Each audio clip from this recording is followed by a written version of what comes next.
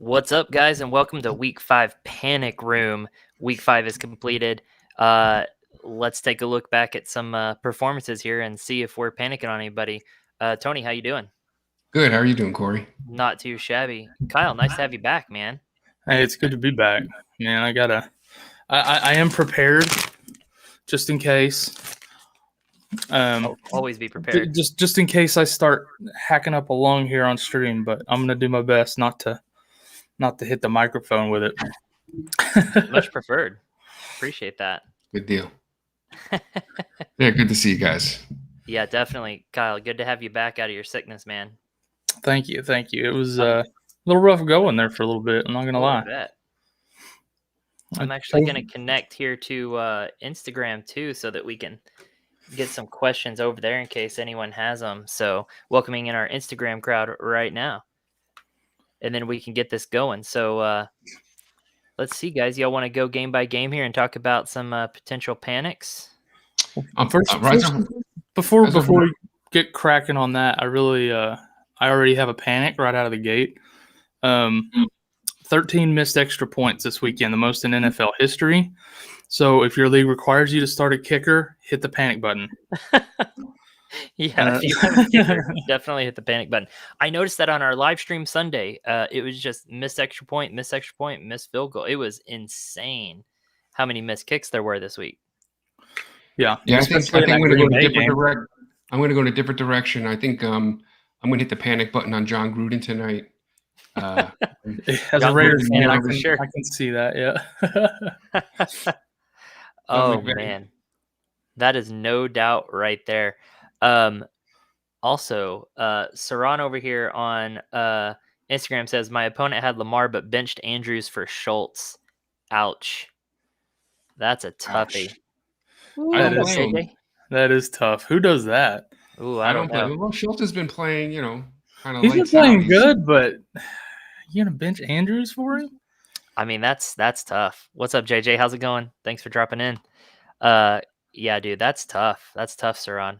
Hey, join us over on Instagram if you want to. It'd be easy chat.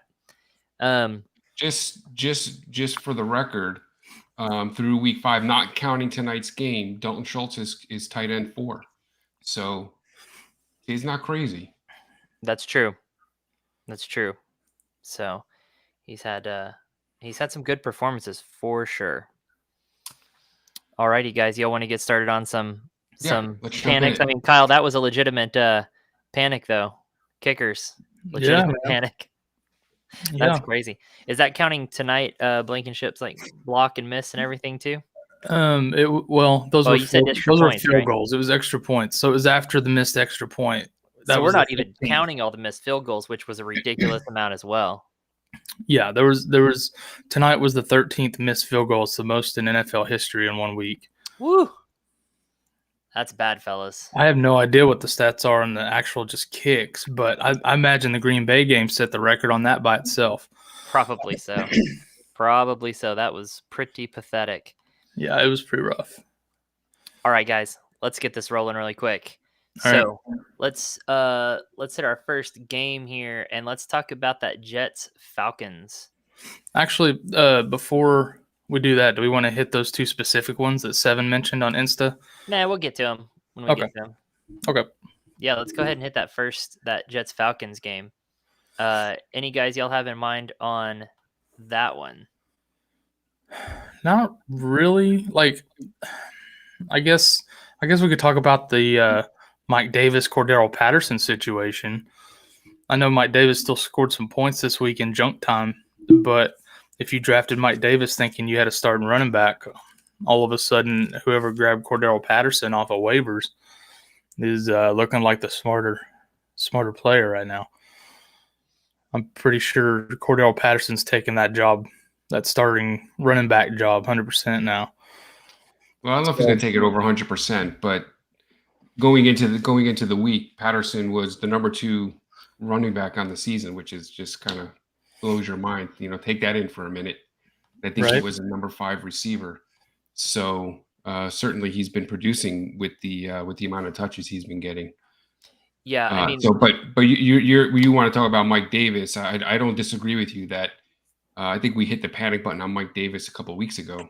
So Yeah, but when in I was fairness, gone, Mike Davis did carry the ball 13 times and had 5 targets still, and Patterson had carried the ball 14 times and had 9 targets. So not a huge difference there. I don't know if I would call that, handing it over to him. That sounds like a pretty good timeshare to me.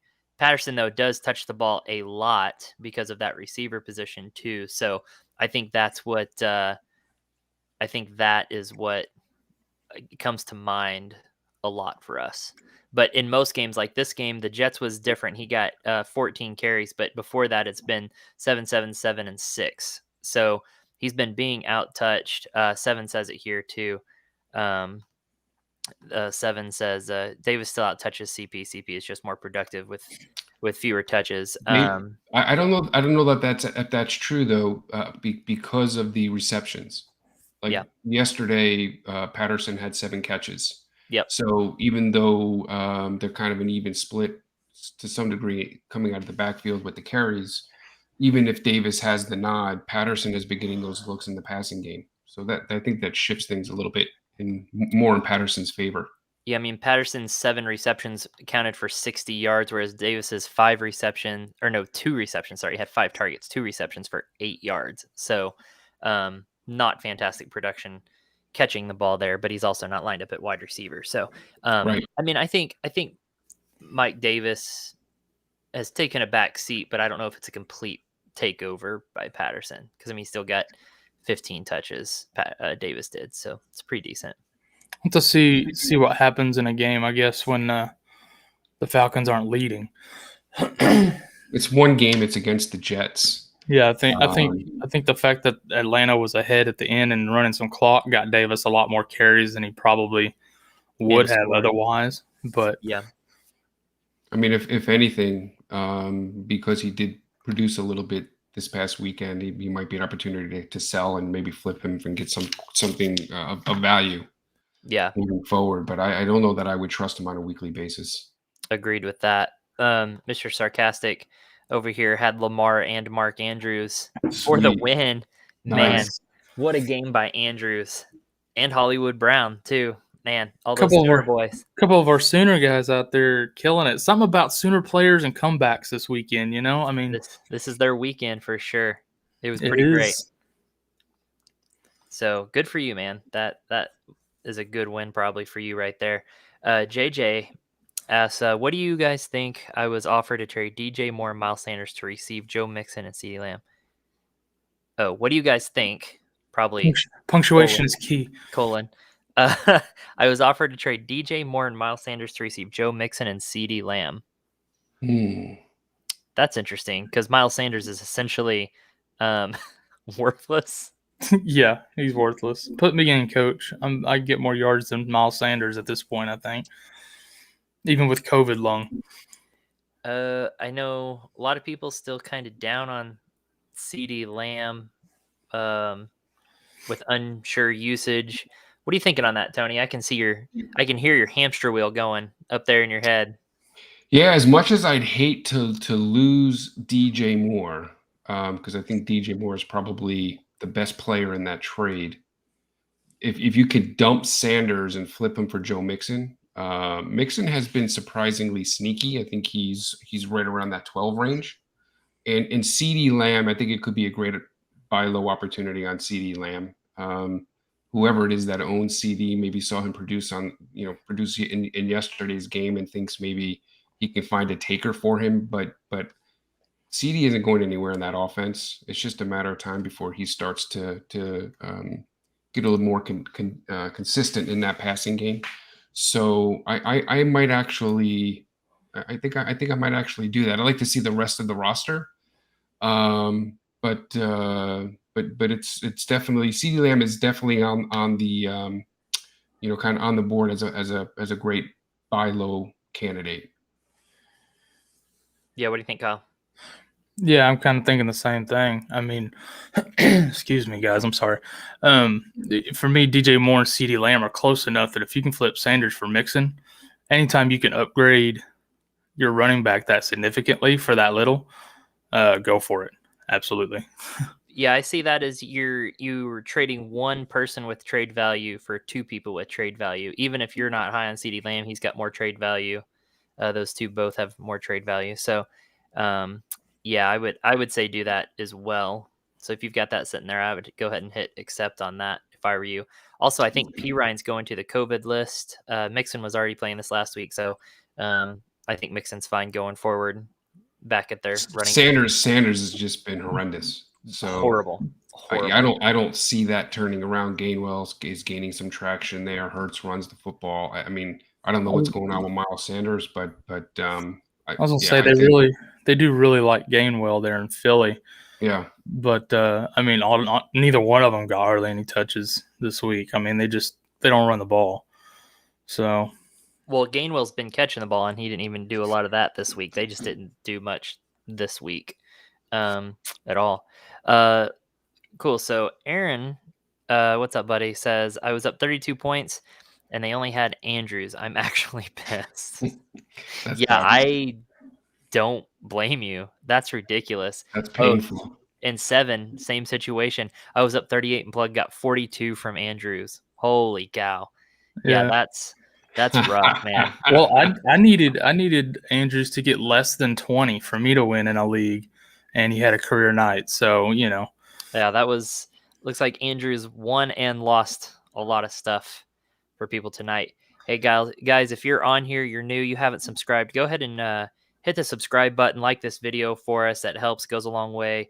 It's absolutely free to do, but it helps us a ton. So appreciate you guys jumping in here.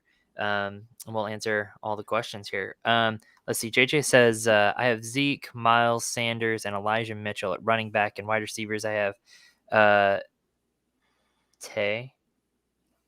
Probably Devontae. Oh, yeah. Tay Adams. Got it. Jefferson, DJ Moore, and Tyler Lockett. That's my roster. You do that. Then you do that trade. Yeah. You do that in a heartbeat then. Yeah, you do that trade. You got Adams and Jefferson. Lockett's a great number 3. You don't need DJ Moore. I don't know if you're starting 2 receivers. I don't know how you're choosing between Jefferson and DJ Moore each week too. So you're probably going to choose wrong in that 50% of the time. Make your simplify your roster. And Sanders to Mixon's a no-brainer. Yeah. Yeah, because you have even Sanders and Mitchell. I don't trust either one of them for your 2 running backs necessarily. There, you don't necessarily have a true starter there with Zeke. No way he'd take Lockett, huh? I highly doubt it. Great time to sell Lockett with this injury to Russell. What I would do is maybe get CD and then take CD and Lockett, package them together, and upgrade to another pretty decent high wide receiver there, maybe. It's funny, Tony. You mentioned the injury to Russell. I might be hitting the panic button on Lockett because of that, but I'm not if I got DK. We saw Geno Smith can throw it to DK all day long. Yeah, he was definitely eyeing DK. DK, I think, is going to be probably the focal point of that offense with Geno Smith because Lockett is really more of a timing receiver. And Russell and him just have that timing down pat. Without Russell in there throwing him the football, I don't see Lockett doing much. And you see at the end of the game, Geno tried to get it into Lockett and he threw that interception. So I agree with you. Although I will say I probably am knocking DK down a couple of pegs just because Russell isn't behind center. But I'm not panicked on DK. Lockett definitely. At least for the next 4 weeks. I'm actually not sure that I knock him down that far, just because a couple, not very far though, just because I feel like he's the kind of receiver that a lesser quarterback will lean on pretty heavy. So I think that can help there. While we're talking about that team though, Chris Carson with some sort of chronic neck injury, are we panicking on that a little bit? Especially with Alex Collins getting as much work as he is and doing pretty decent. What do we think about Chris Carson? I read today that it doesn't seem like it's as serious as it might have let on last week, and it looks like there's a good chance he could be back in the starting lineup this week and active for that for that week 6 game. So I don't know that I'm ready to hit the panic button on Carson. Although this tends to be a little bit of a trend with him. He does get banged up. Every year, every single year. Yeah, I wouldn't be panicked on him, but as we've said with many people in the past, maybe just temper your expectations. He's not going to get the workloads maybe that he's has in the past as they try to kind of manage that maybe.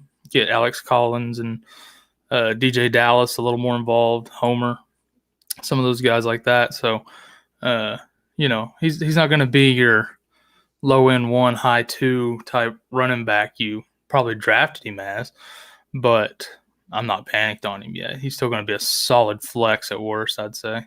I say, though, that's probably good to have him on a rotation like that. If he does get banged up pretty often, it might help that not happen as much. He's been pretty workhorsey at the beginning of the season. It didn't pay off for him. It got him hurt. So maybe now that Alex Collins has stepped up, maybe they can share time a little bit and protect him a little bit more. So, but like you said, that makes him a little bit more unreliable. Makes him a more reliable play just because he'll actually be able to play, but it makes him less reliable on scoring points from week to week. You just don't know what you're going to get out of him. We've got a question over here from Juin. Is Chubb and Allen Robinson for James Robinson and Robert Woods a good trade? I have Chubb and Robinson. No, keep Chubb. I would keep Chubb and pray for brighter days for Allen Robinson, is my opinion too. What do you think, Tony? I don't know that I'd be ready to move Chubb. If I'm going to move Chubb, I'm not sure James Robinson and Robert Woods does it for me. Robert Woods did have a great game on Thursday, but you'd be buying high on him. I'd like to see him do that consistently before I make a move to acquire him. I will say this: I'm full panicked on Allen Robinson at this point. Yeah, especially with this move at quarterback. Fields seems to favor Darnell Mooney. Yep. And part of the problem in that offense is not only is it still trying to find its sea legs, but Fields only threw 20 passes yesterday. What's crazy is Darnell Mooney. I don't know if you caught the stat line, but Darnell Mooney was the leading receiver, and he was like 3 for 39 yards. So bad. I'm concerned about that offense. I definitely am falling panicked about Allen Robinson. I just don't know that's the best trade for you to make if you're going to move Chubb. I would agree with that. So Josh Fields, do we think he's going to follow the path of every other Ohio State quarterback? Just throwing that out there. I was not hyped for Josh Fields, and I think we're all seeing that I might have been right on that one. Just throwing that out there. I think, in fairness to Josh Fields, I think he probably did not land in the best place. Nagy seems to be really deficient as a head coach. For example, had he wound up in San Francisco with Shanahan, or in LA with McVay, or someone who had a little bit more wherewithal as an offensive coordinator, kind of an offensive genius, he'd have a better chance of being successful. So where you go really does matter. Oh, it does. Justin Fields, yeah, you got me saying Josh with you. Yeah, Justin Fields. Yeah, I said Josh, didn't I? Did I say Josh? You did. I probably said Josh. Yeah, my bad on that. Yeah, Justin Fields. I don't know where Josh came from. Yeah, it's a bad situation, and he just isn't ready. I mean, it is what it is. Not everybody can come in and start day one. He's going to have his moments. Yeah, but, I think he's got a bright future ahead of him still. It's just not going to be this year, and not with that coach. He's getting naggied for sure. Yeah. Nah, it'll come along, I'm sure, but it's fun to joke about the Ohio State quarterback situation because it is. There's a trend. Here's one from K-Oxide. This is a little too chemistry for me. Trade Keenan for DJ Moore. That would be carbon oxide. So carbon monoxide, I guess. Keenan Allen for DJ Moore. Honestly, at this point, if I had Keenan Allen and I could get DJ Moore for him, I'd make that move. Yeah. I mean, Keenan Allen, of course, he's a stud, and he's going to have better days ahead, but Mike Williams is just completely dominating that offense right now, and it's kind of blowing my mind a little bit. I wish, because I've always kind of shied away from Mike Williams because everybody always hyped him up, and he never really did that much. Yep. And then this year, it's biting me, and so it's kind of pissing me off at the same time as it's blowing my mind. But yeah, like honestly, at this point, I'd rather have DJ Moore. Yeah, it kind of pissed me off because I feel like we had a chance at Mike Williams in a couple trades and didn't take him because it's like, haha, okay. And then he goes off and here we are. But I agree that Mike Williams seems to be the guy there right now. DJ Moore is the guy in his offense. I'm almost feeling that you go for that. I'm guessing that the guy you're trading him to also has Herbert and is wanting that stack. It's the only reason I can think that trade might be. Or maybe they think they're selling high on DJ Moore. Possibly. Maybe they don't believe DJ Moore will keep it up in that offense, but I think he will. I think he'll be just fine all year in that offense. Maybe even when McCaffrey comes back, I think he'll be fine. Yeah, I agree. Tony, what do you think? Yeah, I'd give the nod to DJ Moore. He's just been a target monster in that offense. He's getting a ton of volume. And Keenan Allen, in fairness to him, he's also been getting Allen. Allen's also been getting some targets. But that passing game really seems to kind of run through DJ Moore. And he also is getting some of those red zone looks. I think he has 2 or 3 touchdowns on the season. I want to say, and I don't want to kind of knock or ding Keenan Allen, but he does have a little bit of an injury history, and so I'm also, with his age, maybe a little bit more risk when it comes to the risk potential for injury. DJ Moore just looks like a totally different receiver this year in that offense, and Darnold throwing the football.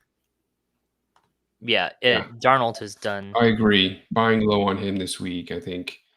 I'm looking at his target share, 8, 11, 12, 12, 7. I mean, he's just been a very efficient receiver. So I think I would grab DJ. DJ right now, 1, 2, 3, 4, 5. He's the number 6 receiver in fantasy. That's wild. Yep. All right, let me scroll back up. One other thing too, real quick. DJ Moore has also a very, very friendly schedule for receivers. Outside of week 9 when he plays New England and Buffalo in week 15, he's got Arizona, Washington, Miami, Atlanta, even Tampa Bay. They've all been very friendly for wide receivers. Yep. Okay, cool. Gonna come back up here. Michael, I traded for Hollywood last week for Sutton. Big W. We think that's long term. Looks like Hollywood is kind of the guy there. So I mean, it's a big W for this week for sure. Although Sutton had a great week also. Long term, I don't know if it'll necessarily be as big a W. Because we saw last year especially, and so far this year, Marquise has a tendency to kind of disappear in that offense sometimes, especially if they can get the run game going and stuff like that. So I don't know long term if that's the move, but I don't think it's that far off. I think they're going to be pretty close all year long. I do feel like Sutton could drop off a little bit when Judy comes back, so that may have been a good move a little bit early. Maybe. I mean, they're building some rapport with Judy being gone, so maybe when he comes back, it's not so lopsided towards Judy as it would have been if Judy hadn't got hurt. So I don't know. I think it depends what you need on your team. Hollywood is a high upside guy who can give you a big ceiling, but he could also flop. I mean, up until the second half, the first half tonight, he didn't have a single catch. So, he did explode in the second half there. Lamar does have some issues with accuracy. Sutton, on the other hand, you saw what he did yesterday. How many targets did he have yesterday? Oh gosh. So I think it was probably a good opportunity to buy low on Sutton. He's a guy that I think you can buy low on. I think he's going to give you a higher floor. He may not give you that huge upside that Hollywood does, but I think he's a safer weekly start. It depends what you need in your lineup. Sutton had 11 targets. Exactly. Yeah. So I think, I'd rather have that on my team every week. Mm-hmm. Unless you really need to swing for the fences at that spot. I don't know if at that receiver position. Yeah, that's a good point. All right, here's an interesting one: Ricky Seals-Jones or Demetrius Harris? Seals-Jones. Yeah, tight end since Max Williams is out for the season. I play DKS tourneys, and these boys are cheap. Yeah, I agree. Seals-Jones. I think Seals-Jones right there. I would not go Harris until I see him play. Arizona was just starting to utilize the tight end. They have plenty of options there. D-Hop is back. Rondale Moore. They've got Kirk. You've got Chase Edmunds. I mean, there are plenty of options there. Washington, on the other hand, loves to utilize the tight end. Ricky Seals yesterday had 8 targets, kind of picking up where Logan Thomas left off. And so I like that in my lineup a lot more than I do Harris. Yep, I agree. Yep. 8 targets is Jones. Incredible there. Yep. Yeah.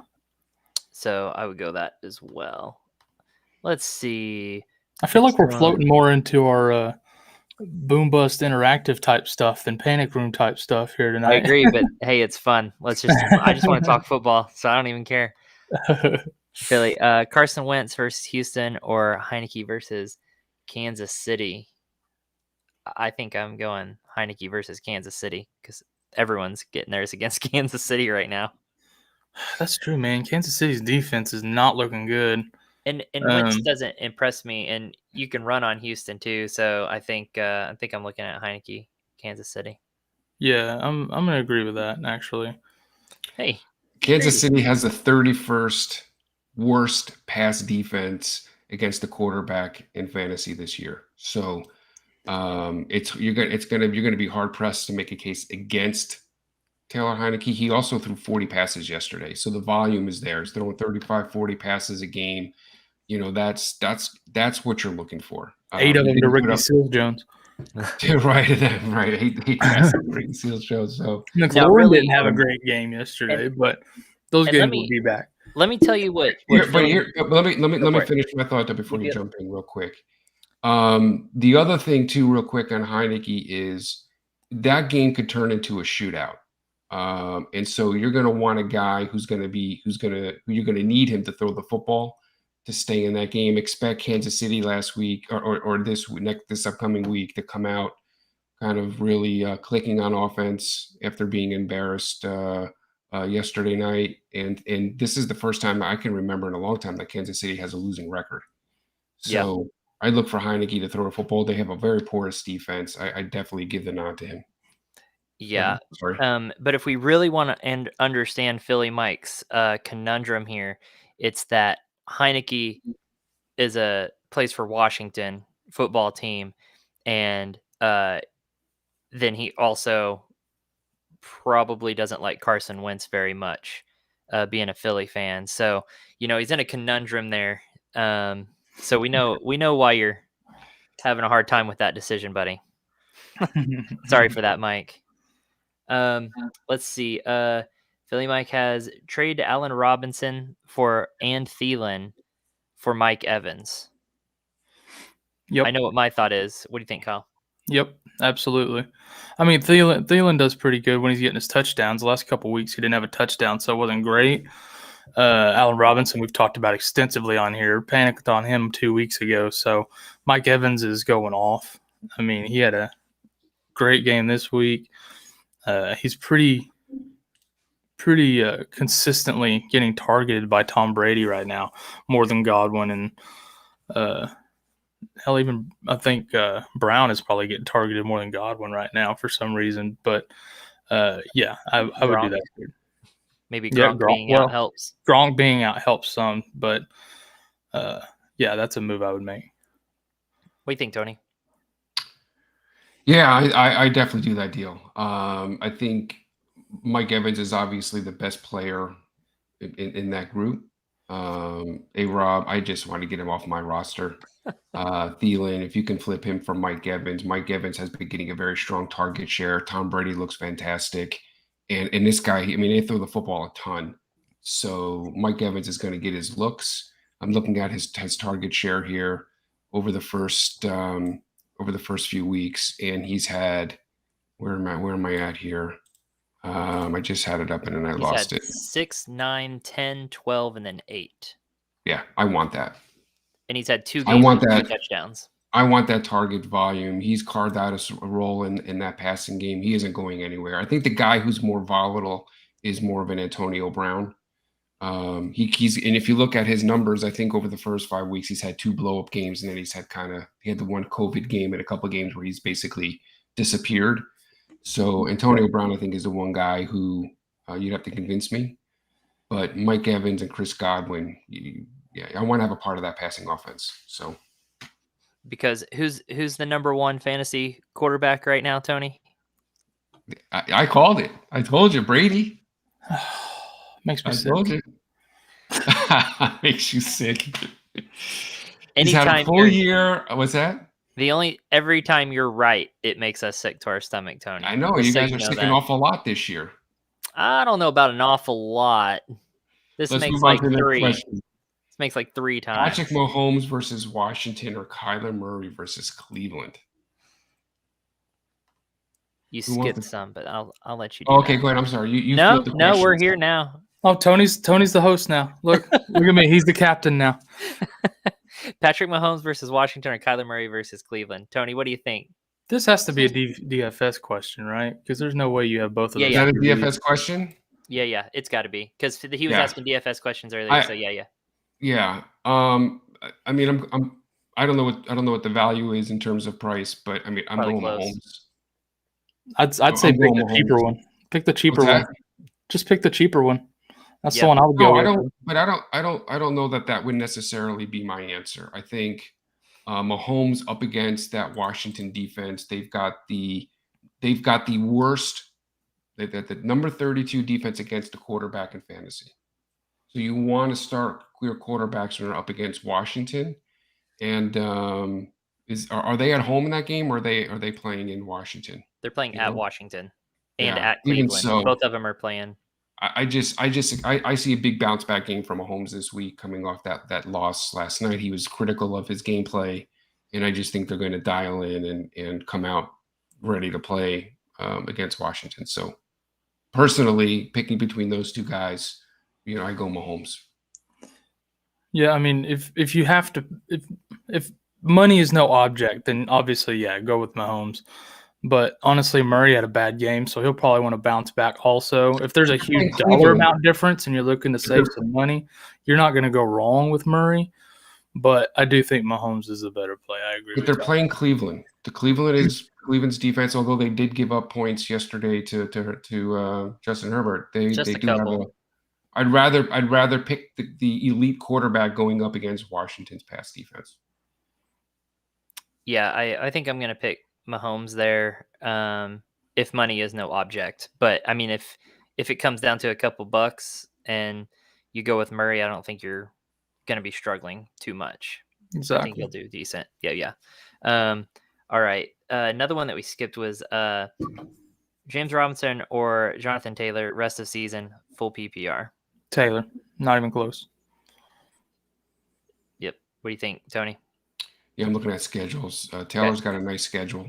I don't trust fully in Robinson, even though he's been getting some good some good carries. He's had 18 carries the 2 weeks in a row, so he is getting his touches. But he did play against Miami, so yeah, I think his schedule looks a little bit scarier than Taylor. And Taylor, I think, is a better talent.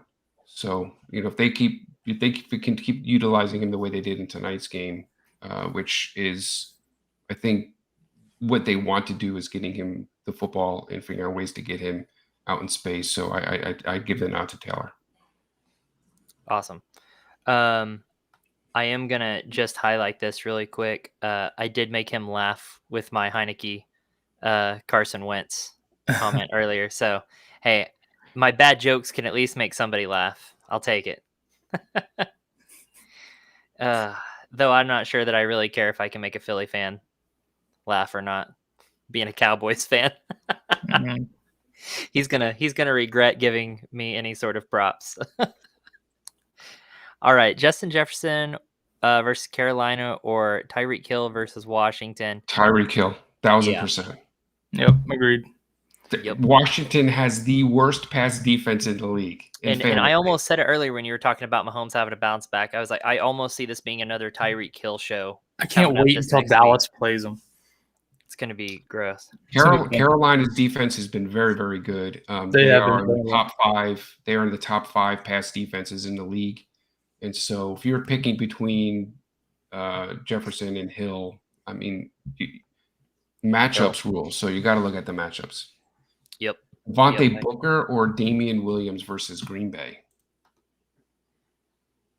Going Damian Williams, I think. Yeah, give me that Damian Williams. I think his workload is going to be bigger just because of the way they've been running that offense. Is that you agree, Tony? Yeah, I feel better with Damian Williams after seeing him yesterday produce. I think he's the better talent. I don't know we have in Booker. And here's another thing, too, is we don't really know yet what the deal is going to be with Daniel Jones. He had a concussion yesterday. There's a chance he misses that game this week. If Glennon starts, I don't want any part of that offense. So no doubt. And yes, I believe Glennon. Did you see Danny Dimes stumbling across that field? I mean, it was bad. They're not going to let him play. That was awful. That was crazy scary. Like even the defenders, like the Dallas players were like trying to catch him, just like, oh my God. But on another side note, did you happen to see Saquon Barkley's ankle after he rolled it? Oh, it was swollen so bad. It was so bad. He had a balloon animal on the side of his ankle. It was insane. Yeah, make me a bicycle clown. It's crazy. I mean, it was just bad. So Damian Williams there, I think, is kind of consensus. Also, Philly Mike said, wait, he said Dallas? Oh, no, we got beef now. Just kidding. Love you, homie. We're going to have beef after we sweep you this season. I got no beef. I'm a vegetarian. Just kidding. That's not true. All you eat is chicken nuggets. Are you kidding me? You're not a vegetarian. Though, hey, just answering all these. Philly Mike, if you're winning money off of these lineups we're giving you, I want to cut, man. This is turning more of a lineup show than a panicking show.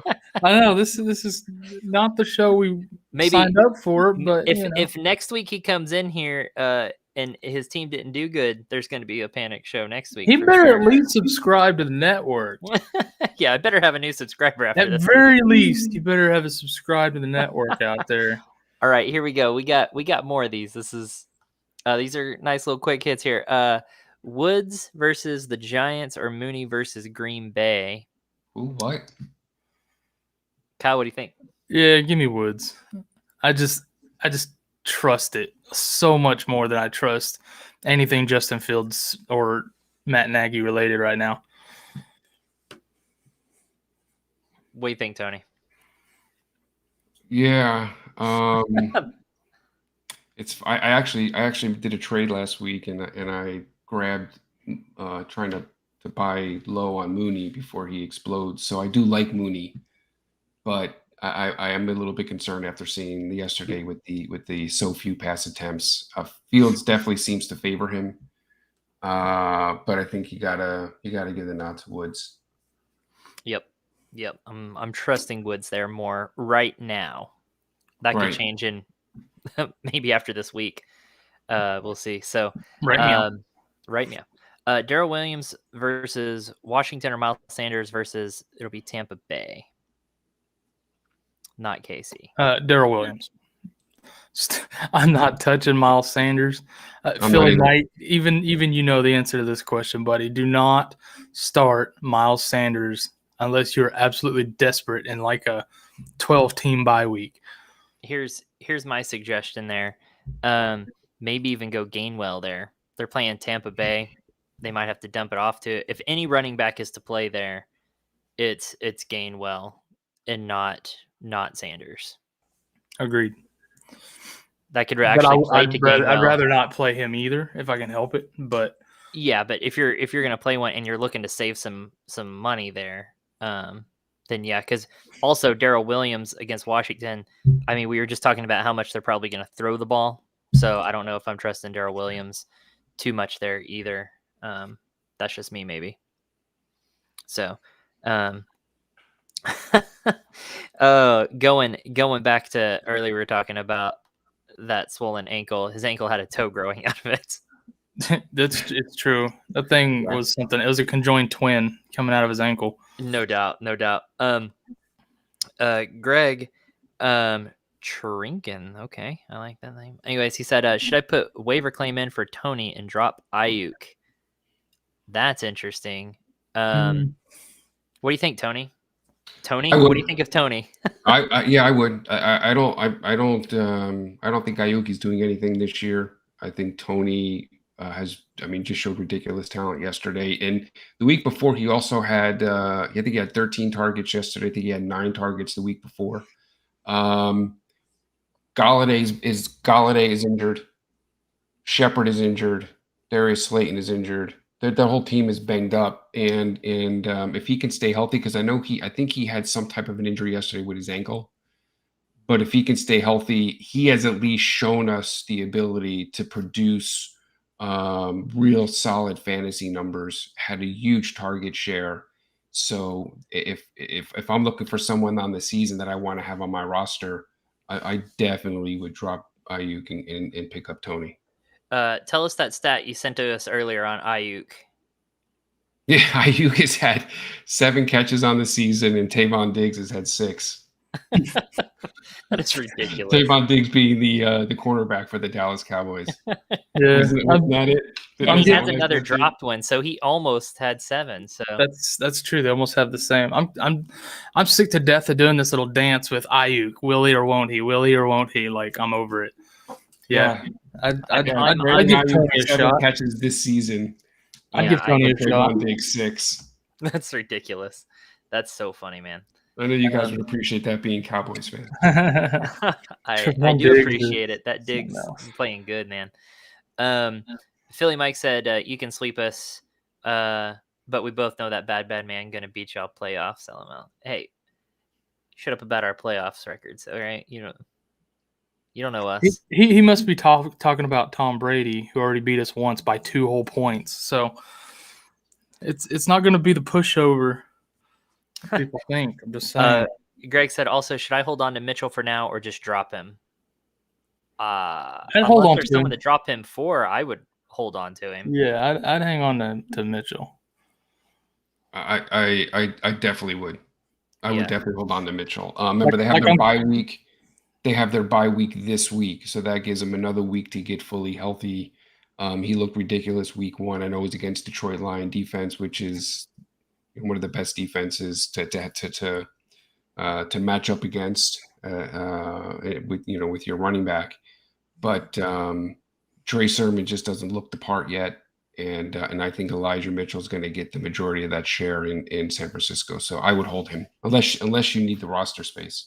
But if you're desperate for a roster spot for injuries or something like that, maybe. But I wouldn't drop him. No, me and Kyle were talking about this earlier before stream. In that backfield, if we're panicking on anyone, it's Sermon. Sermon's just not showing what we thought he was going to show. So I would hang on to Mitchell there. I think that's going to turn out to be more him than Sermon. There might be a little bit of a timeshare, but Mitchell will lead the backfield. And that bye week is a good point, Tony. They got their bye week, and he can get fully healthy. I think that's going to help a lot. Hold him through the bye. See what you got on the other side. Yep. I also want to point out real quick, Philly says that Aaron Rodgers is the bad man he was talking about. But he's got a foot in jeopardy already. So we'll just have to help send him on to host a nice game show come playoff time. I actually do fear Aaron Rodgers in the playoffs. I fear Aaron Rodgers against the Cowboys at any time. Aaron Rodgers fears Mike McCarthy. That's what's going to happen this year. I've only got one thing to say. Really, it's Des caught it. Okay, so let's Jacoby Myers versus Dallas or Brandon Cooks versus the Colts. And that's actually a tougher one for me. I'm going to say Brandon Cooks. Yeah, I would say tougher than we thought, because that Dallas defense has been way more solid than anyone could have predicted. And so I would also say Brandon Cooks there as well. While New England will have to throw to keep up with Dak and the Cowboys, I saw a crazy stat going into the games yesterday morning. Brandon Cooks actually has the highest target share on his team in the league. Nobody on their respective teams has a target share larger than him. It's like 37% or something. That was before yesterday. That's insanity. Give me that kind of target share in my lineup every single week. Yeah. Tony, what do you think? It kind of goes back to what I was saying earlier. I think it depends on what the rest of your roster looks like. I think if if you've got a solid team, you got a solid quarterback, you're good at the running back position, and you've got a good number one receiver, and you're looking for someone who is just going to be a safe play for you and give you that high floor, I think Jacoby Myers is the guy I would play. But if you're looking for a guy who gives you a bigger ceiling in your lineup, maybe you're a little bit weak at the receiver position or someplace else on your roster, and you need to find a guy who has a potential of generating big points, then I would lean Cooks. So I think really for me, it's going to depend on your lineup and what you're needing to get out of that particular player. Either one of them is a good play. Dallas, although their defense has been playing better, as Corey said, they have not been good against receivers. I think they're in the bottom five as far as, or I should say in the top five as far as favorable matchups for receivers in fantasy this year. So you want to play your receivers against Dallas. But again, to me, it comes down to what exactly I'm looking for that particular position, what I want out of that player. So analytical. Love it. Good breakdown. I do want to just highlight one. I did scroll and skip quite a few, and I'll come back to them, but I just wanted to throw out there from LeBron's brain. How about them Cowboys? Yeah, I agree. I agree with that. Hey, I know we got a lot of new viewers in here. If you could, please hit the subscribe and the like button. It's free, but it helps us out a lot. It goes a long way. I really appreciate you guys dropping in. Let's keep this rolling. They're all here for my triumphant return from COVID. Yes, Kyle's triumphant COVID return. I love it. Thanks for tuning in, guys. Matt, yo, what's up, man? He said, I won as the Vamp in the Vampire League. Who would you guys steal? Eckler, DJ Moore, Godwin, or Chubb? This is PPR. I'm personally stealing Eckler. Same. Who you stealing, Tony? I'll say Eckler, but I want to just kind of specify that if it's a PPR, then Eckler's a no-brainer. Mm-hmm. That's who you get. If it's a standard league, then it's going to be between Eckler and Chubb. I'm not going DJ Moore, Godwin. I mean, you're definitely going with one of those running backs. Even in a standard, I'm probably still going to give the nod to Eckler. But assuming it's a PPR league, Eckler's the guy to get. He's so heavily used in that game. I mean, on that team, 20, 25 touches. He's good for 5, 6, 7 receptions out of the backfield. Yeah, it's a guy you got to have on your roster. Yeah, I agree. Eckler, the man. All right. Philly Mike, is Njoku a 1 week wonder, or start him versus Arizona? Tony, what do you think on that? Yeah, I mean, I think I would probably put him as 1 week wonder. Did you see the one catch he had? It was like I missed it. The 10-yard catch. The guy went to wrap him up and fell down, and Njoku ran it in for a touchdown. So I don't know that I trust him as my tight end just yet. And I like to throw this stuff out there because these are things you really got to be thinking about. Arizona has the worst defense against tight ends this year. So you don't want to start your tight ends against Arizona. Arizona locks the tight end position down. Njoku had one game where he kind of blew up, but there was a freaky play in that. one week wonder. Do not play Yep. him against Arizona. Yep. Especially if you have other Consensus options. there. We're all nodding. So Yep. yes. Completely agree. Yep.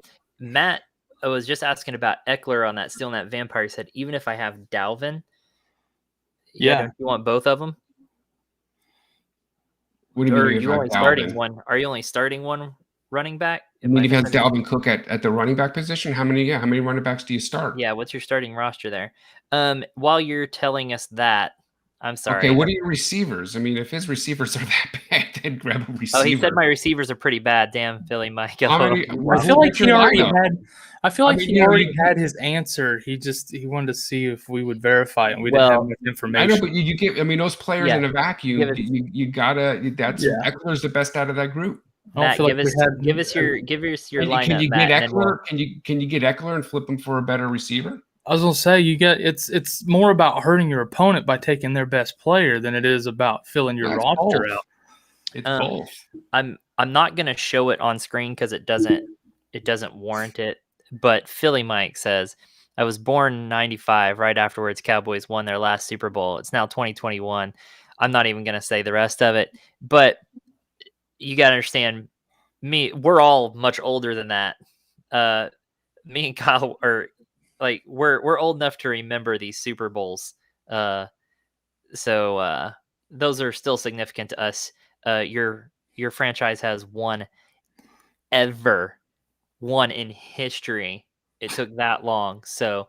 Well, I mean, it took Kansas City twice as long to win another as it has us so far, and nobody gives them crap, right? Right. We're America's team. It is what it is. Okay, here, Matt. Came back. He said he's got Jacoby Myers, Cole Beasley, and Hollywood. Thank you, Hollywood. Yeah, definitely. That's why you won tonight, I'm sure. So yeah, maybe. But what are you starting? How many? That doesn't go back up. Let's kind of work our way back down because we're tying up here. D-Hop versus Cleveland or Justin Jefferson versus Carolina. So yeah, we're getting stuck up on some of these things. Philly Mike's gonna have to cool it just a little bit. He's blowing up our chat with stuff that is irrelevant. It's kind of interesting. Yeah, I mean, other than people aren't actually making these lineup decisions unless they're in daily fantasy. But his best hope right now is Green Bay, and he's throwing that in our face. So it's like I'm gonna go with D-Hop in Cleveland on this one. Yeah. Yeah. Me too. Carolina's defense just looks really good right now.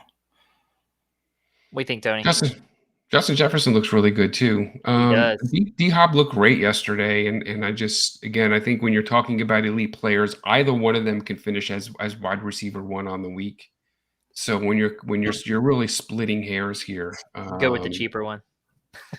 If you're playing DKS, go with the cheaper one. But if you're not playing DKS, then I'm looking at matchup, and so Carolina has been brutal against receivers. So so for that reason, I'm leaning D-Hop. Perfect. All right, here's one from Lorenzo. I have Josh Allen as my QB. Should I trade Keenan Allen for Diggs for the stack? My other receivers are Kupp, Chase, and Patrick. Also, I already have Knox at tight end. Yeah, if you can get Diggs for Allen, go for it. Yeah, stack or no stack. Yeah. Also, and this is just me, I'm not super worried about Knox is going to score whether he's on your roster or somebody else's. Josh Allen's going to score whether he's on yours or somebody else's, and Diggs is going to score whether he's on yours or somebody else's. So you might as well get all those points. Your bye week's going to suck, but you'll get it all out of the way, lose one game that week, and just do fine the others. That's how I look at it. I wouldn't worry about having all those players on your team. So I'm not worried about that. What do you think, Tony? I think I'd rather have Diggs. Yeah. I think I'd rather have Diggs. I think I wouldn't be concerned as far as where he's at in scoring right now. He's still the same player he was last year. He's still an elite receiver. And you do see Knox has gotten a little bit more attention. What's crazy about Knox, I think he had 3 catches yesterday. So it's not like he's, like he's raking in 10 catches a game. It's just he just making the most out of them. He's making the most out of them. 3 catches for 117 yards and a touchdown. Oh, he already has Knox at tight end though. Yeah, that's what we were saying. Ooh, But I think you get if you can get Diggs for Keenan Allen, I think you do it because Diggs will have probably more trade value. Ordinarily, I would not. Me personally, I would not recommend that. But Buffalo looks ridiculous. Josh Allen is just playing out of his mind, and so owning another share in that Buffalo defense is not necessarily a bad idea. You will have a monopoly on Buffalo with Allen, Diggs, and Knox. Well, and I mean, if you don't like the triple stack, get Diggs for Allen. That's a no-brainer. It's going to be pretty easy, I think, to find another tight end for Knox if you need to go out trading or. But it's hard to trade Knox. I mean, the guy. I mean, you'd be selling high on him, obviously. But yeah, someone's not paying enough attention. They'll look at that score I that would you do put it. up. The only problem with that I can see is if there should be an injury to Josh Allen. If Josh Allen gets injured, your team is sunk. That is the only issue that I would have is just a concern about your whole season is going to ride on Josh Allen. Yeah, I would get Diggs and then worry about maybe a different tight end. I'm sorry, I don't think you guys realize that they have Mitch Trubisky as their backup quarterback. I think. That's true. He's not playing under Nagy anymore, so who knows? Alrighty. Here's one. Trade CMC for Calvin Ridley and DeAndre Swift. What was the trade? CMC for Ridley and Swift.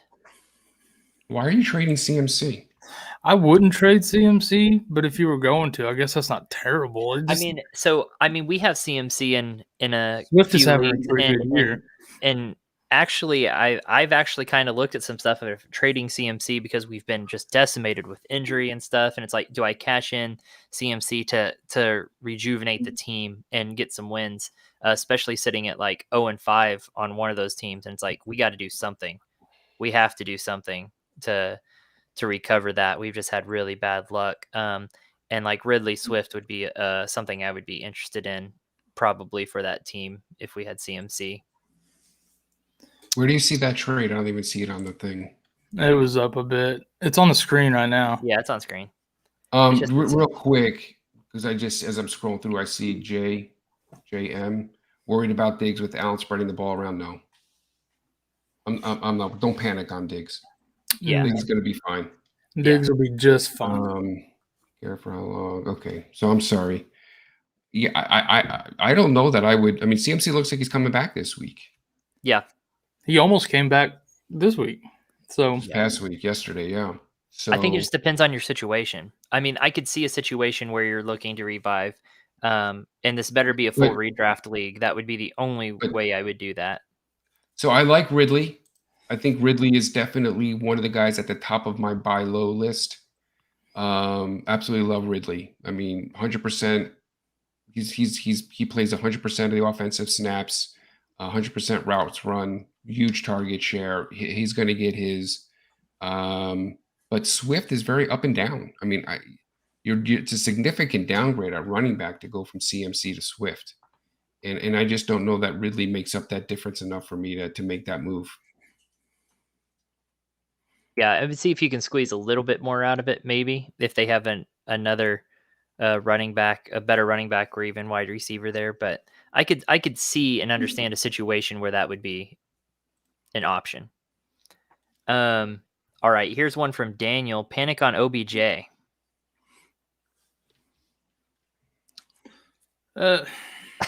Sure. I think everybody's pretty much given up on them passing the ball at all anymore, haven't they? I mean, that's the Hunt and Chubb show. And then Njoku show, apparently. I was going to say, it sounds like it's the Njoku game. No, that's Njoku's house now. I don't know that I'm panicking per se, but I think it's because my expectations weren't super high anyway. And we were also, I think maybe it was last week when we kind of talked about Jarvis Landry will be coming back. So like maybe your expectations should be throttled a little bit for OBJ in the first place. which is unfortunate. He's just not he's not the elite talent he used to be, and he's not in the greatest situation team wise. I mean, he's on a run first with 2 running back kind of offense. So he just kind of gets lost in that. Plus there's Njoku who's just taking over that offense. So Njoku's not taking off over that offense. I think if anything, Mayfield prefers Higgins as his kind of lead dog. I would be panicked on OBJ. Yeah. And I think part of my issue also, they just look to be out of sync. And he certainly has missed a lot of time and has not been able to get into rhythm in that offense. He does not look good. And my other issue with Cleveland is they have a brutal schedule down the stretch. From week 10 through 16, they have one of the worst schedules for receivers. New England, Detroit, Baltimore twice, the Raiders and Green Bay have all been really tremendous against the pass this year, against receivers, against, in fantasy. So I would, if I were looking to make a move, OBJ is definitely one of the guys I'd move on from. Cool. Panic on OBJ. Do you have to hit the panic button, or we go down not doing that? No, hit it. Dance, clown. I turned off the silly noises. I just like the click of it, honestly. All right, guys. There's your panic button for the night. I just wanted to just go panic when you hit it, and that's it. Do you? It did like way too much other crap when you hit it. Right. Dude, that's too much stuff. It's just too much. I had to turn it off. Too much stuff. It just needs to go panic. Kind of like that was easy button, from Staples. It's just quick and easy. Thanks, Amazon. They went overboard. Let's fire through some of these really quick. We are getting behind on stuff. Thanks, guys, for coming in here and participating. If you haven't subscribed or liked, get on that, guys. What are you doing? All right. Should I trade? This is Oliver. Should I trade Mike Williams and Gaskins for James Robinson and Daryl Henderson? I think that depends on how many wide receivers you have to give and how many running backs you need. But I don't know. Gaskins is interesting to me because if they're going to continue to throw to him like they did yesterday, he becomes valuable all of a sudden. But I don't think that's going to be the norm. It's a heck of a game strategy, though, that they came up with honestly, there, and it worked. Based on where you drafted probably Mike Williams, he's probably your 3rd or 4th receiver on your team. So if you're like running back desperate, Robinson and Henderson, you could do a lot worse than that for Williams. Mike Williams might have been drafted late, but he might be winning games for Oliver. You know what I mean? I mean, he's putting. That's what I'm saying. It depends on the roster makeup. It completely really depends does on what you need and what you have. Let me just talk about value real quick. I would trade Mike Williams for Daryl Henderson straight up. Daryl Henderson is going to be a big part of that offense. Again, I'm trying to kind of help put everything into full context. The Rams have one of the best schedules for running backs moving forward. They have the Giants, Detroit, Houston, Tennessee, and Frisco are the next 5 games, all very favorable against the run. Gaskin is I don't want any part of Gaskin. So, get him off your roster, sell high on him. If you can flip him and get Robinson and Henderson and all you have to give up is Mike Williams, I would pull the trigger on that in a heartbeat personally. You don't think they're going to throw 10 targets to Gaskin every week? I'm just looking at value based on what we see here in the question, Oliver. So I don't know what the rest of your roster looks like. But if you could turn basically you're turning Mike Williams into Robinson and Henderson, I would do that. Yeah, I am a big Henderson fan. I got him in a few leagues. I like him a lot. So yeah, and that is a big upgrade over Gaskins. Both of those guys. So I just don't trust that Gaskin workload. I really don't think that's going to be the norm. I think that was a fluke. He had 5 rushes, but 10 for 10 receiving. So start 2: Smith, Waddle, Robinson, Cooks, and Higgins. None of the above. No, I'm just kidding. Brandon Cooks. Uh, I don't And even then know who they're playing this week yet. hold Do on. we have their opponents, Andy? I'm about to go for it. Go ahead, Tony. Yeah, I mean, I Waddle, I don't start. Devontae Parker looks like he's going to be coming back this week. Rob, I'm not touching. I think the two are between Smith, Cooks, and Higgins, and I'm probably going to start Cooks and Higgins. Okay. Kyle, Devonta Smith is playing Tampa Bay, and Higgins is playing Detroit. Oh, that's tough. Because when you said Tampa Bay, I'm thinking, oh, you got to play Smith. But Higgins against Detroit. I think I'm still going to go with Smith and Cooks on that. Cooks because of the target share we talked about earlier. And then Devonta Smith, I mean, if you're going to attack Tampa Bay, it's through the air, as we saw with Myles Gaskin. Yeah, I think by pure opportunity, I'm going with Smith there because I think the opportunity is going to be there. Higgins is going to be limited. That's a weak run defense, so I feel like Mixon's going to get a fair share of touches there, and Jamar Chase rules the roost there for sure. But I was going to say Higgins is not the number one receiver there anymore for sure. Jamar we're gonna get learned right here by Tony. Higgins worked his way back from a shoulder injury, so a little bit of a pitch count yesterday. I think he gets back into the full swing of things this week and get back on track against Detroit. So I'm not. I think it's some of those are a coin toss. So yeah, you're not starting Waddle and you're not starting A-Rob with those three guys. You're starting two of those three. Yep. So it's Smith, Cooks, and Higgins. In fairness, Higgins only played 70% of snaps and still had 7 targets. So not bad numbers there. All right. Let's see. Should I trade Mike Williams? Already did that one. Hey, new sub here. Love it. Thank you. Love it. Any thoughts on trading Woods for Fournette? I am low on running back. He's got Davis, Harris, Gaskin, whom I picked up off of waiver. Gaskin, not a bad waiver pickup, I guess, if you're going to stash. Trading Woods for Fournette.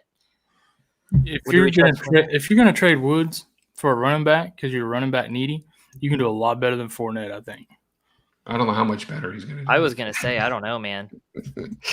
I mean, I think, maybe I'm trying to think of guys that you might be able to get that you could pry away with a Robert Woods. Would you go for a Chase Edmunds? No, I don't want any part of Chase Edmunds. Would you go for Zach Moss? Because I think that's what you're looking at somewhere in that ballpark. I don't think you're going to get much better than that. So I would Williams. I don't necessarily knock that. I think adding Fournette to your roster is certainly better than what you've got right now. I mean, he's a clear-cut starter, right? So I don't know that you might be able to squeeze a little bit more coming off of that Thursday night game, but I don't know how much more you're going to squeeze out of him. Are you going to be able to get a Swift or a Henderson? Maybe buy low on a Henderson if you could. But I mean, how much better than that are you going to get? I think that's where I'd start is someone like maybe Henderson. But you can do it. It would make sense to do that because they're both playing on the same team. So if you're going to flip a Ram, may as well get another Ram back. But the more useful one. For example, if somebody if you're going to trade him to the guy who owns Henderson, he's not going to want to have Henderson and Woods. So maybe he gives you back Henderson in a deal. It's worth a shot, but if there's no other options, I mean, Fournette's not horrible. I don't know that you can do much better, but you can maybe shop him around. But you are running back needy, and then you might be able to find someone else that's also running back needy and package Fournette with one of these guys like Davis or something and upgrade that. That's a bad starting 3. Yeah, you are low on running back, definitely. Yeah, for sure. All right, let's keep going here. Javonte Williams or Melvin Gordon versus Las Vegas. That's a coin flip. I feel like for me. Just based on talent, I think I'd probably go Javonte. But that's. I'm trying to find the question. Where is it at? It's on screen. Javonte Williams or Melvin Gordon versus Las Vegas. Are you sure it's Javonte and it's not Jamal? I'm guessing it's Javonte just because it says their names, and then versus Las Vegas. Okay, gotcha.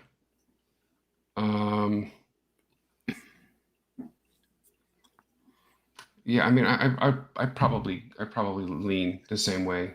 You guys said Javonte. Yeah. Yeah. I mean, I'm just not excited about either one of those guys. No, I mean it's this is another DFS question, obviously. So Billy Mike, all right with the DFS. That's not necessarily true. A lot of people have both of those players on their both of them on their team. I've seen that a lot on rosters where they have Panic Room's now a DFS show. Okay, here's one. We can take him. Debo and Josh Jacobs for Cup. Is that where you're going? Yep. Do I trade away Debo and Josh Jacobs for Cup full PPR? Again, I think that I hate not being able to see full rosters. I'm again just going in a vacuum based on value. Yes. Yeah, I would agree. Again, PPR. Oh, that says full PPR. Yes. Yeah, I would. You get Cup after that. Cup than Debo. Game, I get Cup. I'd rather have Cup than Debo, and we know I'm not a Josh Jacobs guy. So. Yep. William here. Make a move for a QB, starting Darnold, but have Kamara, Najee, and Jonathan Taylor. I don't know. Darnold's not doing bad. Honestly, I think I'd ride that out. Maybe I could see trying to sell high on Kamara, upgrade Darnold, maybe get another running back, maybe a buy low back. I could see that working out maybe if you find the right trade partner. Yeah, if you're going to move any of those, I would also move Kamara, and you could upgrade significantly at quarterback if you do that. But I would get a decent running back in return as well. Or even a receiver if you need receiver help.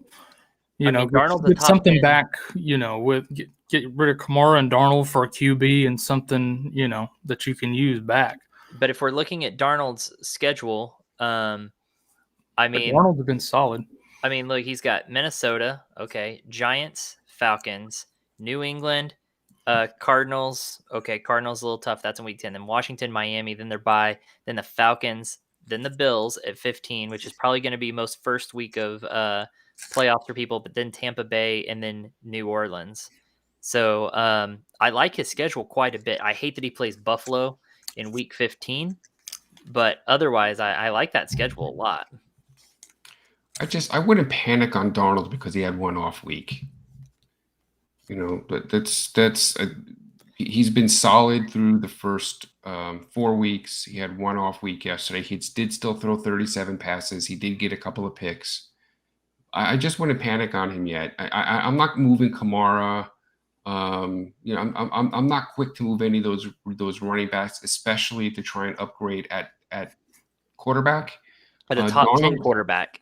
I mean, he's a top 10 quarterback. He's a top 10 quarterback right now with a decent schedule. Right now, he's the number 9 quarterback in fantasy. So, unless you can really pick up, if you can get a Josh Allen or a Mahomes or something, maybe. But other than that, I'm sitting still, and if you're going to move a running back, you got to get something really worthwhile. Really any one of those guys. Congrats on having those running backs. What a trio. Also, Tom Brady's number 1 quarterback in fantasy right now, and he had an 11-point game on one of his games. So, they have down weeks. It happens. Happens to everybody. All right.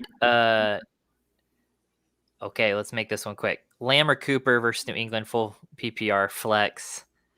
I'm going to go Cooper. Cooper. He's still number 1 right now. Yep.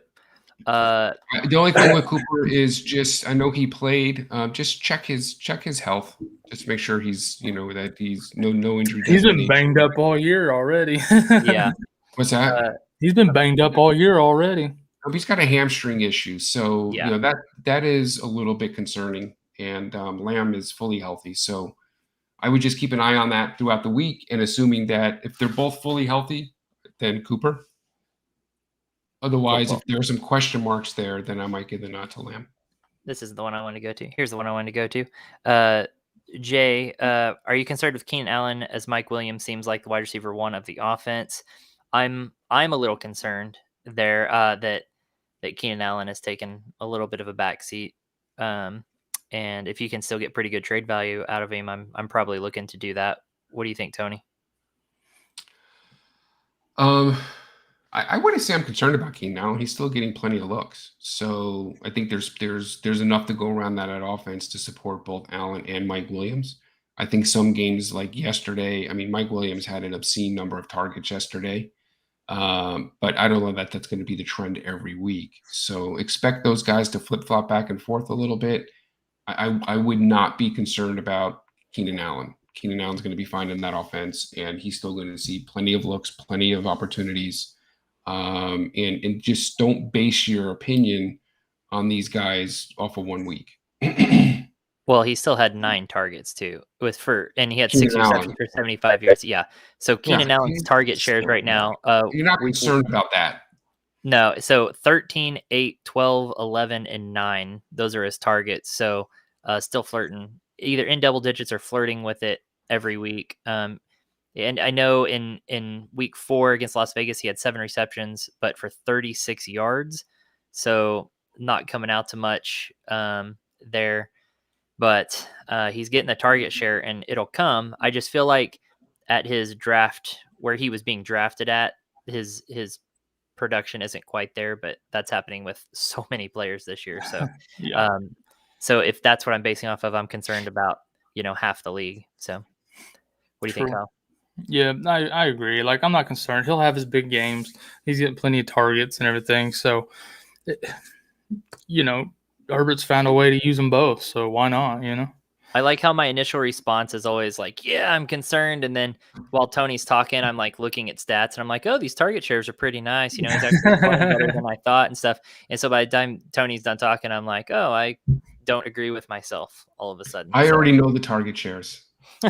He's got them all memorized, still trapped. I consume this stuff constantly, so I'm already aware of what's happening target share wise. And what a nerd! I'm not. The only thing I don't know off the top of my head is, and I could find out real quickly, is how many passes Herbert threw yesterday. So oh gosh, I know it's a healthy number. He averages around 40 passes a game. So. Again, he's going to be able to support both of those guys. Don't worry about it, Alan. He had 43 attempts yesterday. That's about where he's at. Yeah, it's his second highest of the season. Harris or Cook rest of season, is that where we're at? Yeah, Cook. Are we really at that place with Harris that we're putting him with Cook on the season? Yeah, that's not even close to me. It's Cook. Assuming they're healthy at Cook. Yeah. Easily Cook. Yeah, if he stays healthy, for sure. Charlie brings up someone that I definitely wanted to talk about tonight. We already talked to Keenan Allen. Mike looks good, but A.J. Brown? Buy low. Buy low on A.J. Brown. I'll be sending out some offers this week. Yeah. I hope that pays off because I have bought low on A.J. Brown while he was injured and was looking forward to his triumphant return this week. Kyle, your return has been much more triumphant tonight than his was on Sunday. So hoping for better days ahead. He was, I don't know how many snaps what percentage of snaps he had, but he was a guy I know for sure they had on a pitch count yesterday, working him back from that hamstring injury. So yeah, A.J. Brown is going to be absolutely fine. I know he hasn't produced the way you expect him to, but just hang in there with A.J. if you got him. And if you don't get him now, get it buy low, because once he breaks out, you won't be able to touch him. Yeah, you're rarely going to see A.J. Brown only playing 64% of snaps and getting 6 targets. That's rare. And not getting any yardage with it or touchdowns or, the dude's an animal. Like, if you can get him on your roster, get him on your roster. Oliver, let's see. Oliver says, I have Jefferson, Keenan Allen, DJ Moore as my other wide receivers. Dang, I feel like that was a response to something earlier, and we're way behind on that. I don't know which one it's response to now. Apologies, Oliver. Ridley or Keenan Allen rest of season full PPR? Jay wants to know. Ridley. Give me Ridley. That's close. That's a close one. I think It is a very, very close one.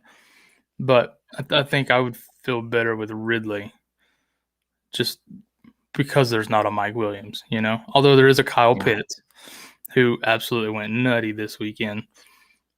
But Ridley is still the focal point of that passing offense. So right. I guess I would agree. That's good rationale. Yeah, I'm going to go with Ridley. His target shares have been 8, 10, 11, and 13. Those are pretty good target counts, but he's the number one wide receiver there. Screw off Cordero Patterson. Get out of his lane. For real. Go away. Gibson or Daryl Henderson. Gibson. He's skipping ahead on me here. I'm going to the next question. It says we're after Ridley, Keenan Allen. Got to go along with the host, man. Come on, you're confusing. I'm sorry. I'm trying to shake all this COVID haze. I'm trying to. Tony's throwing wrenches in my cogs over here. I can't. It's past your bedtime. I'm just trying to get us moving here. We got a bunch of stuff. Your pudding cup is getting warm. Handle two hosts. I'm still in a haze a little bit. So, Gibson or Daryl Henderson? I'm guessing this is asking for this week. Week or season? Give me Gibby. Yeah. All those people who were finally got the game from him you needed this week, right? Finally, for all the people who were on the McKissick bandwagon, you see the share breakdown yesterday? Yeah, Gibson had 22 carries, 20. He just replied down here. He said season. So, season. Gibson or Daryl Henderson? Give me Gibson. I still Gibson because he's the there isn't any breakdown with those carries. He's going to get the touches on a weekly basis. He's still going to get that 22 to 25 touch game. At least give you the potential for that each week in that offense. So for that alone, Gibson. And plus, he has the talent. Perfect. Kyle, you watch those responses as we're asking question stuff because I'm scrolled up on the comments there. So instead of scrolling back and forth. So you watch those for me. All right. He said Keenan and Henderson for Aaron Jones and Adam Thielen. I'm getting Jones and Thielen. Keenan Allen to Thielen and Henderson to Aaron Jones. Is it possible to have Aaron Jones and Keenan Allen? No joke. Oh, man. Yeah, can you trade Henderson for Thielen? No, just kidding. Don't do that either. I don't know. I think I might actually like the Keenan Allen and Henderson side more. Yeah. I hear. Can I jump in, or am I going to? Absolutely. No, this is us thinking. So you jump in if you have thoughts. Coming host. I'd rather have Aaron Jones and Thielen. Aaron Jones gives you top 5 running back potential to finish RB1 each week. I'm not worried about Thielen in the offense. He just said I have Gibson and Henry as my other RBs, and Jamar and CD as his wide receivers. If that helps make your decision at all.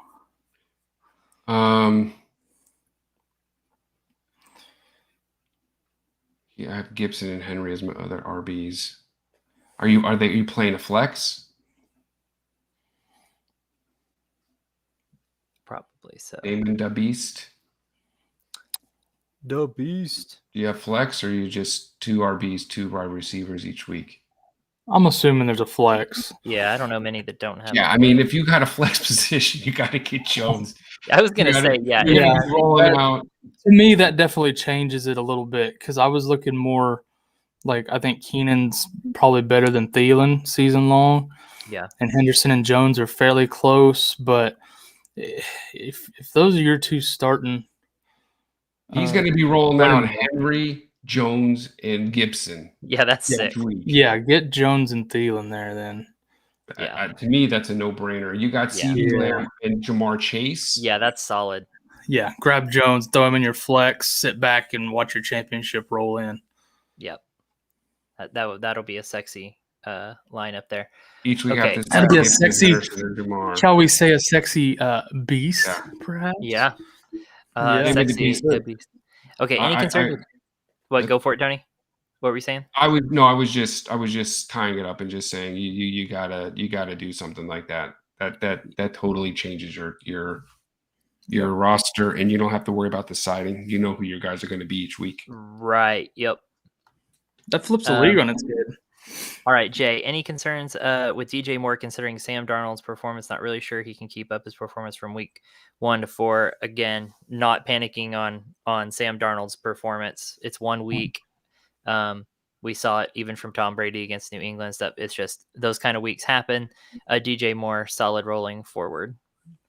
I'm low key but hurt with this comment. What is that? What did Philly Mike say? Oh, I don't know. I think it was about me teasing him that we're a DFS show now. Oh. Well, I'm glad he liked me at least. Thanks, Philly Mike. Hey, he liked me until I revealed that I was a Cowboys fan. That's harsh. And No, we're we're just just joking giving him a hard around time, here, by Philly. the way. There aren't any hard feelings. We're not trying to give No, anybody we're a hard goofing time, with you, so. buddy. I'm back That's from how we COVID, are. and I'm back from COVID, and I'm causing Philly Mike resub. unsubs. Thanks, Philly Mike. Don't do that. Just kidding. Jared Goff or Mac Jones? Is this like a for the week, or is this a season question? You see where I'm at? Probably for the week. I'm assuming for the week. Is it for the week? Who did we say Goff plays? Who does Detroit play? Let's do. You want to do both? Can we do both? Or which one are we on? Oh, I think I finally found it. Is it the Goff Jones one? Yeah, because I'm the same on both. Okay, I found it. Then do both. Yeah, man, I'm a Mac Jones believer. I've definitely never been a Goff believer, so I'm just not feeling Goff. He seems to have real issues. This week, Mac Jones has Dallas, and Dallas again in fantasy. They're a great matchup for quarterbacks. allegedly. Belichick seems to be turning that offense over to Mac Jones. Mhm. He looks sharp. He makes great decisions. They don't have a tremendous running game, so I'm going to look for Mac Jones to continue kind of trending up. And they're not necessarily starters in a one quarterback league, but if you're asking me for Goff, and I guess this is for DKS, I'm leaning Jones. Gibson and Henry already did these. Yeah, I'm going to lean Jones too because I've never been a big Goff believer. Anyways, he's not. Yeah. He's just not that good. Same. Alrighty. I'd rather have Mac Jones on the season than Justin Fields. Also, just throw that little nugget out there for you guys, a little pearl of wisdom. Okay. Fant or Thomas rest of season? Logan Thomas. Which Thomas? Are we talking about Logan Thomas? That's a good point. Which Thomas? Logan Thomas is hurt. Yeah, but once he comes back, how long is he out? I don't even know how long he's out. He's on IR. They're talking about him being out, I think, until like week 10. Logan Thomas. Yeah, so grab Ricky Seals-Jones. If you can grab him. You probably don't have to put a waiver claim in for him. You can probably pick him as a free agent. Probably. Yeah. And just roll with him until Thomas comes back. I'd rather have either one of those over Fant. Yeah, not a big Fant guy. I'm not a Fant believer. Nope. And I like an orange Fanta, but that's about as close as it gets. Well, yeah, that's pretty close. And honestly, I mean, his target share right now is not huge. He had one big week there. But honestly, once Judy comes back, that's going to take away from Fant more, I feel like. And it's just, I don't like that. How about Hunter Henry? We've had a couple 1 week wonders, right? Yeah. I would say Hunter Henry is a little bit different than Njoku, and Hunter Henry has been consistently trending up since week 1. If you look at his stats, if you want to pull them up, he had almost every week has picked up, 1 to 2 to 3 more targets, and he seems to be becoming a bigger and bigger part of that offense. Do you find it interesting?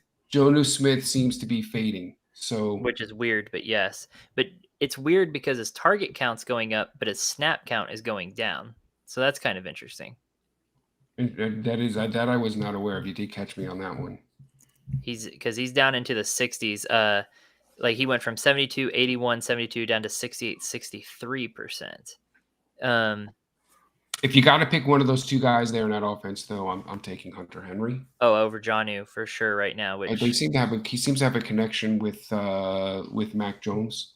Mm-hmm. There does seem to be a rapport there for sure. I definitely coming into the season, I was all on Jonnu Smith. I think I drafted him as my backup tight end in almost every league. Like I was all over Jonnu Smith. Yeah, I don't blame you, especially what they paid him. Yeah. And dude's an athlete. Just not making it happen.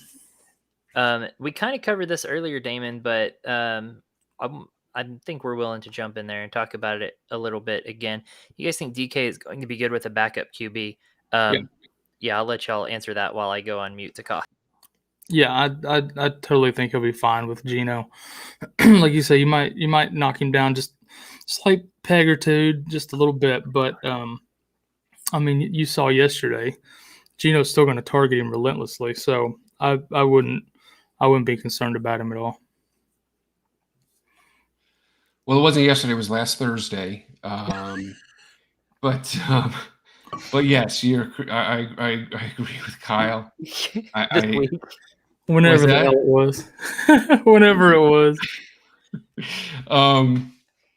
I know because I have Russell and DK as my stack in my auction league. So that injury to Russell definitely hurt me this week. I am not panicked on DK. And you saw Geno actually had a couple of passes to DK and that one touchdown down towards the end of the game in the red zone. So DK is going to be fine. I still keep him. He's still going to be an elite receiver. I don't know that I put him kind of like what Kyle was saying. I think you got to knock him down a couple pegs. I think he was one of those guys. Maybe you put him in your top 5, top 6, who gives you the potential each week to finish as the wide receiver 1. And I think maybe now he has the potential to finish each week top 10. So worried about him. The guy we're worried about is Tyler Lockett. Tyler Lockett is a timing receiver. Yep. He's built up that timing with Russell Wilson over years of practice and gameplay. And Geno Smith is I don't think he's going to be able to replicate that timing with Tyler Lockett. And I think Tyler Lockett's numbers are going to plummet. So if I have him, I'm not starting him. I want to see first what that offense looks like without Russell Wilson. But DK will be in my starting lineup this week for sure. Every week. As a matter of fact, we might see Geno really rely on DK because he's a large target. And so we might actually see his target share go up. I agree with that sentiment completely. I think that's exactly how that's going to go. I would love to buy some DK Metcalf right now because I think that's going to be how that goes. Good luck. Yeah, I mean, well, if people are asking this question, right, like, oh crap, we've got Geno Smith coming in. I think if people panic a little bit because of it, but if people are freaking out and selling at all, even if they're selling high, buy him. Yeah. Yeah, I think so. Then he wants to know thoughts on CD. Love CD. Yeah, that's my thought on him. I love CD Lamb. Yeah, I do too. I love him. Him and Cooper. There's plenty of targets to keep both of them full of fantasy goodness for everybody. So, yeah, hang on to CD for sure, man. I mean, I like CD. And I think he, at least going into this last week, was a great buy low candidate. I think now, after that game, maybe not so much a buy low, although maybe you can get somebody to move him, thinking now that he put up some points, somebody might have another guy might have interest. Somebody trying to sell high. Yeah. Here is my concern that I want to say. Dallas is playing tremendous football right now. That offensive line is just blowing people up. Zeke, if you have Zeke, that's the guy you wanted to buy low because Zeke is running out of his mind. The guy looks possessed right now. They are playing ball control offense, and the issue with CD, the issue with the Dallas Cowboy offense right now is Dak is just not having to throw it that much. Their defense is playing lockdown. They're playing that ball control offense. They're averaging over 200 yards a game rushing right now. Right, but that's an issue for CD. I'm looking at the last two games. Dak threw 27, 26, 22, and then he threw 32 passes yesterday. So, if he's not having to throw the ball that often, then that is going to hurt the value of CD and Amari Cooper just because he isn't airing it out as much. But we do love CD, and definitely don't be panicked on him. Totally. William asks, at what point do I drop Allen Robinson? As soon as players unlock tonight. 4 weeks ago.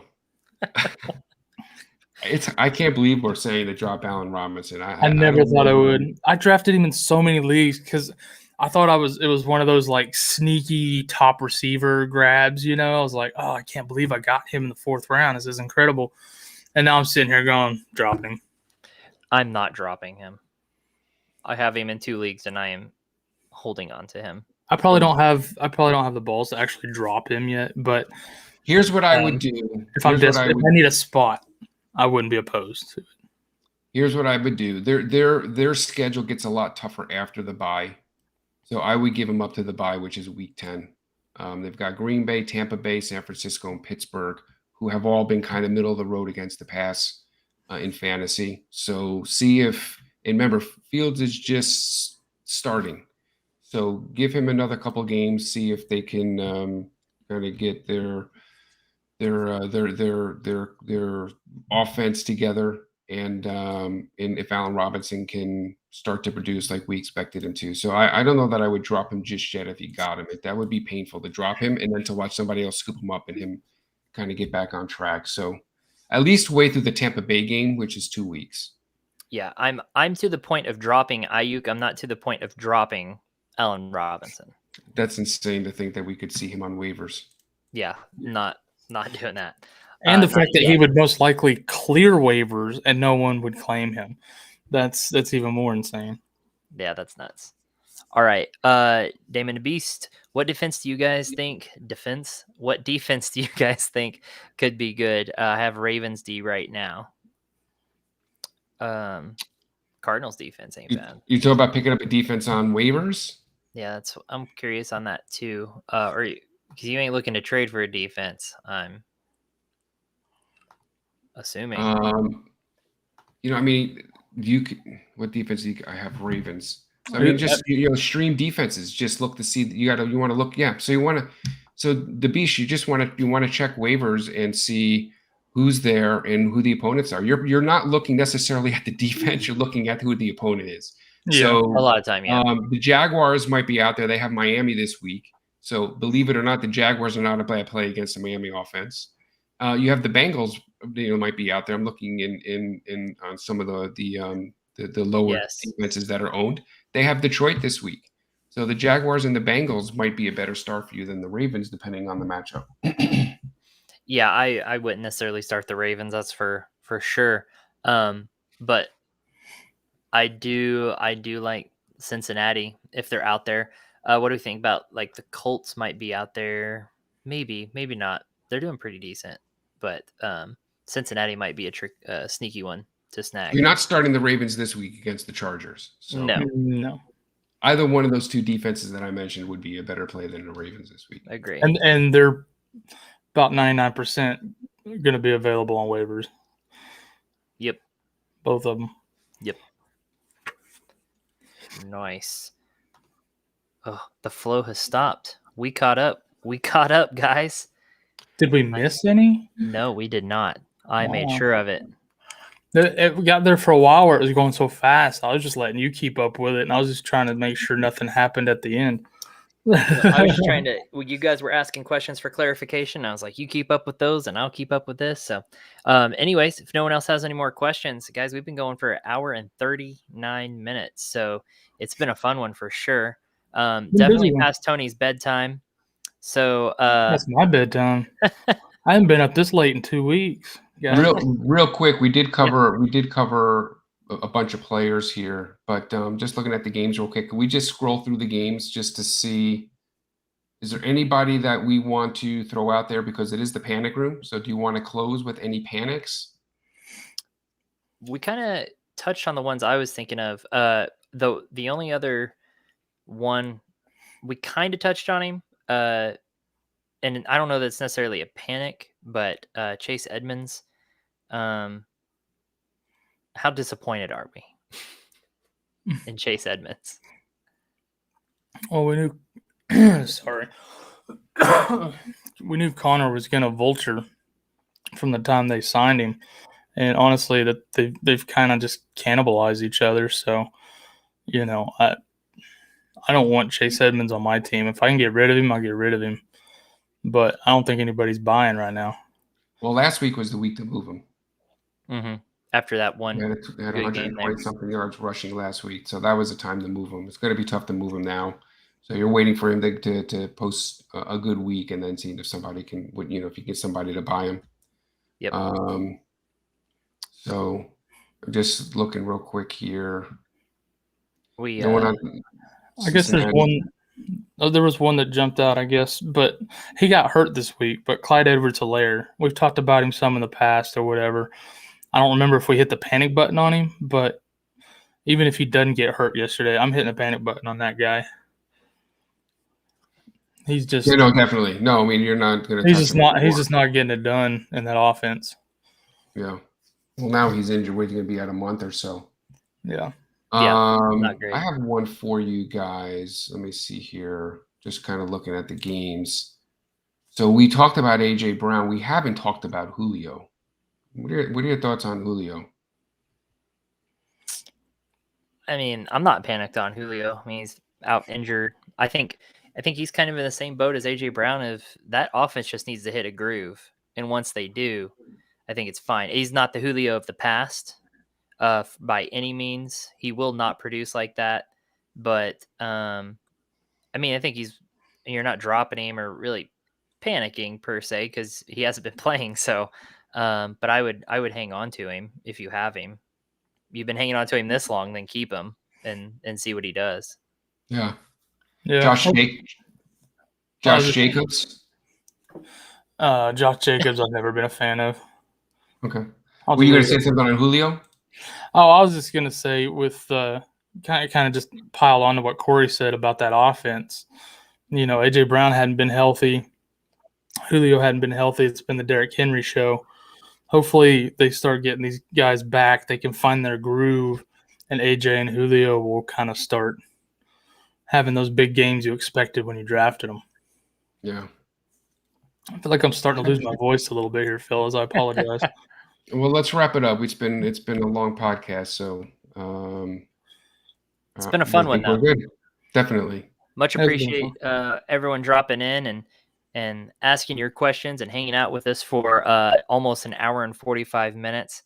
Kyle, thanks for hanging with us there on your triumphant comeback. And Tony, thanks for talking me down from my cliffs every time I'm approaching the edge there, bringing me back to reality. So we can always count on Tony to be the level head between the three of us. I'm like, I hate him. Oh, actually, no, he's okay. Looks like his target share is pretty good. You're right. So anyways, guys, thanks for joining us tonight, and we'll see you on the next Panic Room.